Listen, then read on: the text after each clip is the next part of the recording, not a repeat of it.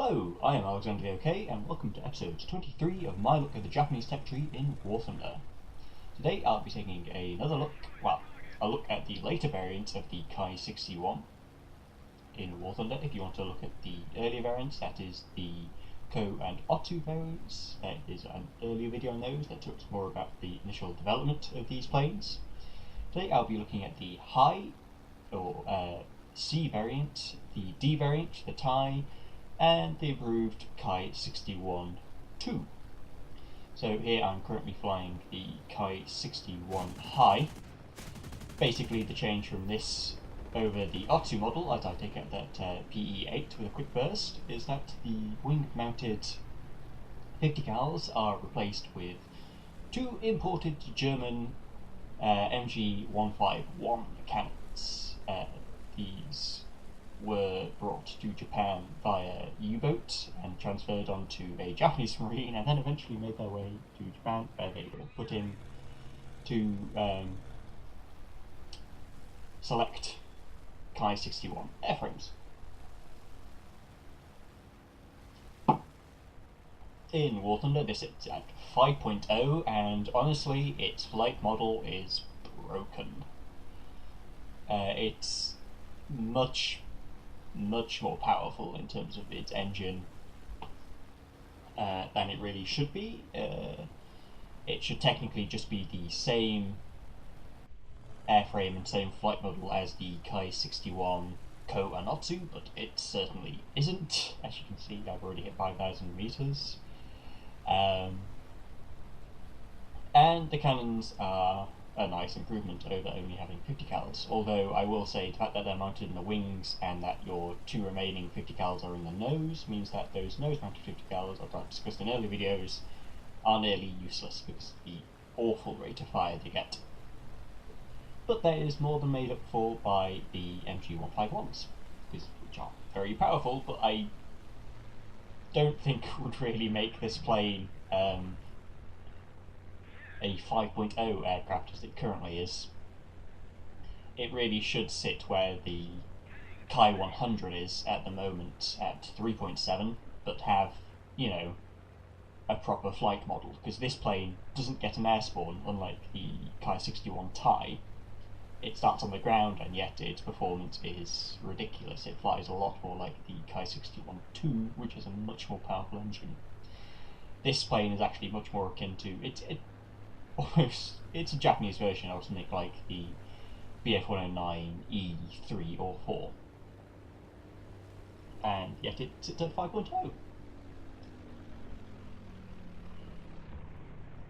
That being said, while it does have a broken flight model, it does sit at 5.0, so I wouldn't say it's overpowered. I have heard lots of Russians complain that the Japanese are overpowered, and, well, truth be told, they do seem to win an awful lot of games against the Russians, but I will say that I see a lot of Russian teams have at least 4 bombers, several attackers. They just don't have the number of fighters, and the fighters they do have don't climb high enough, and they give the Japanese the aerial advantage. That Yak 9 gets taken out. I'll cut to the end of the video. I've been flying around for several minutes attempting to locate this guy,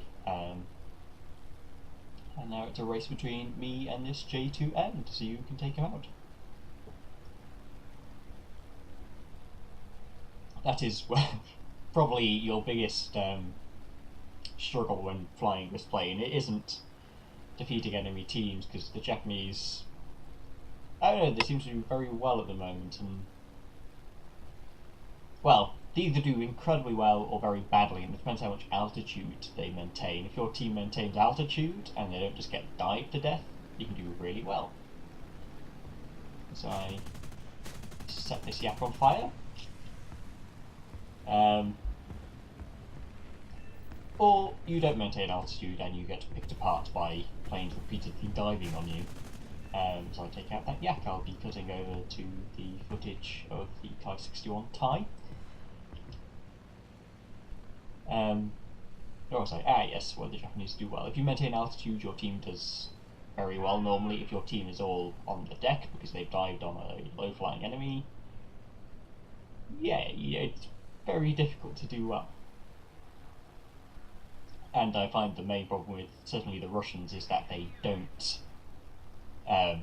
maintain altitude, and they have too many bombers and attackers on their teams, which basically means that a team of the Japanese, which maybe has one bomber more often than not, those don't outnumber the enemy fighters and still maintain altitude over them, so it would be very difficult for the Russians to do well. Here I am on the tail of this P-47 who was attacking my teammate earlier. There is a lot of elevator stiffening on the Kai-61 when you get up to your sort of high speeds of over 600 kilometers an hour. Although it still is a pretty manoeuvrable plane, although obviously not as manoeuvrable as most other Japanese planes. The difference between the Tai and the other models of Kai-61 is that the Tai gets two 20mm in its nose, and the wing remains its Ho-103, is that what the machine guns are called? Yes, Ho-103 50 caliber machine guns. It only gets 240 rounds for the cannons and 500 for the machine guns. This isn't the best game I had in the Tai, but well, I was pretty much only flying against the Russians, and I wanted to show you at least one game against the Americans.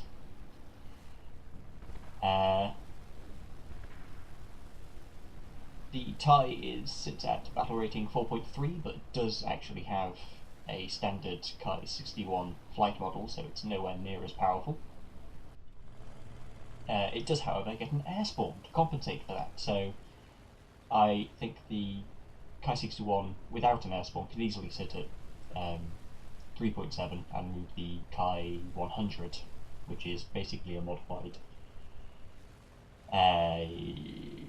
Kai-61-2 up to something like 4.7 with an air spawn. So here I'm attempting to find the Americans because, well, Cloud Thunder. See the P-47 behind me, so I go to move on him, but I don't think I'm able to engage him. Yeah, the Kai-61's a bit of an odd line once you get past the Koenotsu with their sort of BR spread, and I don't know why the high is at 5.0 when you've got the Kai-61-2 at 5.0. You see, you maintain speed pretty well and get positioned to kilometers an hour on a dive, no problem at all. Although, you see, the roll is pretty bad. You do suffer a lot with your manoeuvrability at higher speeds. I forced this Kai-61 to dive. This P-47 do dive more. I turn around to try and draw that P-47 back by feigning an attack on this BTD, which I see he does, so I pull up.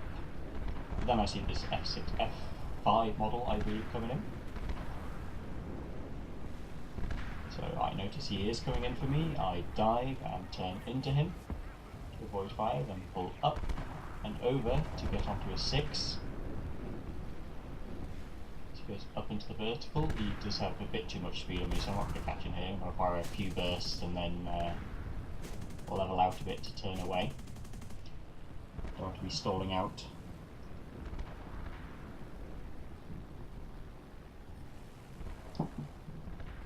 I go to feign another run on that P-47 before he crashes into the sea, and this F6F is now turning around to make another pass on me.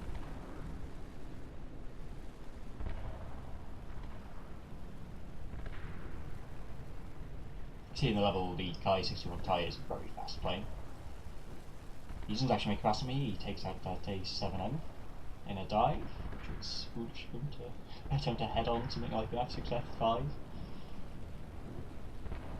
He makes a mistake by going vertical in front of me here, although does nearly get over, but actually near the top of his climb and rip off one of his wings. So that's the Kai-61 Tai. Not the best game, but like I said, I wanted to show you it flying its American planes and not just Russians repeatedly. So now I'll be getting on to the Kai-61-2. this is almost exactly the same airframe. There were, I think the fuselage is slightly elongated and the prototype models had larger wings, but they eventually went back to the earlier wings because of stability problems. This has 500 rounds for the two nose-mounted cannons, and the most substantial upgrade is the Hart 140 engine, which produces 1500 horsepower. It is a copy of the German Daimler-Benz. I can't find the engine. Anyway, it's a copy of the German Daimler-Benz engine used in the F series of the F-109. It gets a ground spawn at 5.0, and I imagine with the same with the high and TIE models, it is an absolute struggle to fly this plane stock. It just does not want to climb. But once you do have it upgraded, it is a really nice aircraft. As are all the Ki-61s, it's just a good energy fighter that's a nice mix of speed and manoeuvrability. Which is a nice mix to have in a Japanese team where a lot of what you're flying with will be Zero variants, which are obviously very manoeuvrable but not necessarily that fast.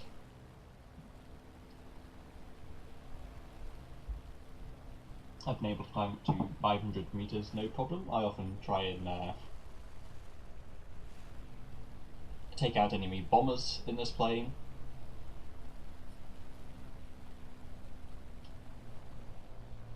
Yeah, I'm just cutting back my throttle a little bit because, well, you saw earlier, this suffers from the same elevator stiffening as the other Ki-61 variants. So I would like to be able to pull up after this dive.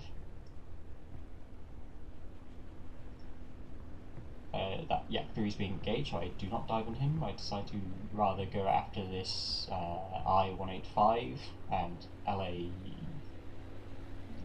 or LA7. Catch him at the top of his climb, quick burst rips off his wings, go into the vertical to chase this LA5, who's after my A7M. He thinks he's pulling away, but this retains a lot of energy in the vertical still. So quickly take out the LA5 as well, and now go on to engage this enemy Yak 3, who's the last enemy player. At A7M. Oh, I tell a lie, there's an LA7 above me as well, but he's going to be engaging at 0. So I'm not too worried about him, and I don't want this Yak 3 getting back to his airfield.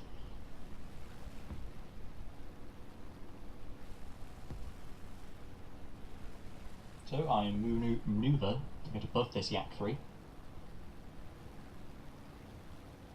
and begin my dive. You can see I get over 600 kilometers an hour, dive slightly below him. As he rolls and turns, I don't attempt to follow him too much and go into the vertical instead.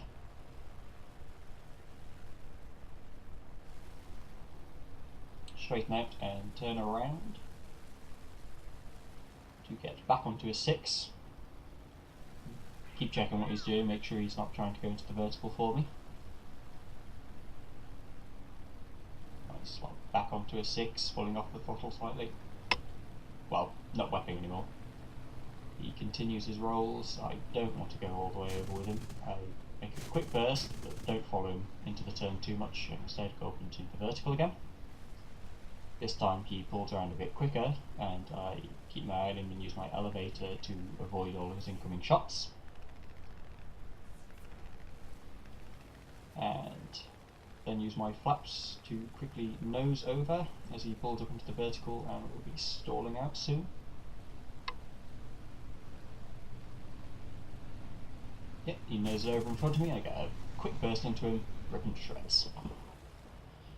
So, that is the Ki-61 High, TIE, and 61-2. They're all very good aircraft, which mesh quite well into Japanese teams where a bit of speed is quite often lacking. The BRs need a bit of work though, I think. The Kai 61 High in particular doesn't need to be at 5.0, it's rather silly. Anyway, I've been Alexander the OK. Thank you for watching.